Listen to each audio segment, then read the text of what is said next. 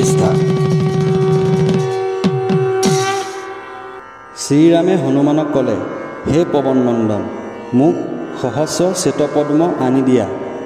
কথা শুনি কৈলাশত যিমান কুবেৰৰ পদ্মবন আছে তাৰ ভিতৰত এটা সৰোবৰ আছে, তাৰ পৰা ৰামক সহস্ৰ পদ্ম আনি দিলে। শিৱক ৰামে সেই পদ্মৰে পুজিবলৈ ধৰোঁতে তেওঁ দুই হাতেৰে পদ্ম গ্ৰহণ কৰি প্ৰেম আলিংগন কৰিলে। মহেশে ক'লে, হে প্ৰভু, তুমি কাৰ পূজা কৰা? তুমি মোৰ ইষ্টদেৱ হোৱা। শ্ৰীৰামে ক'লে, ৰাৱণ বধিবলৈ তুমি পুষ্পজল লোৱা। শংকৰে ক'লে, ৰাৱণ মোৰ সেৱক, সি যেতিয়া সীতাক চুৰি কৰিলে তাৰ মৰণ হওক।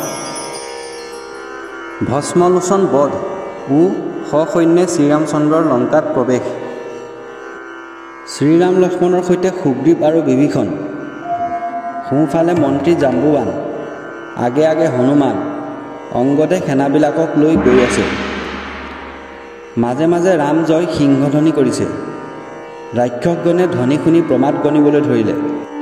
নিশাচৰবিলাকে ৰাম অহাৰ কথা ৰাৱণক কৈছেগৈ। কথা শুনি ৰাৱণে চাৰিওফালে চাবলৈ ধৰিলে।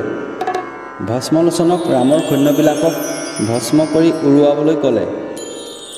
আজ্ঞা পাই ভস্মলোচনে ৰথলৈ আহিল।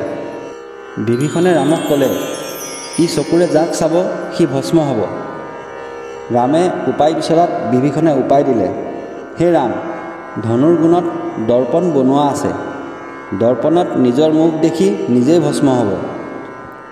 উপায়মতে কাম কৰাত ভস্ম হৈ নিশাচৰ উৰি গ'ল। প্ৰথম যুদ্ধত ৰাম জয় হ'ল। ইমানতে সুন্দৰাকাণ্ড সমাপ্ত হ'ল।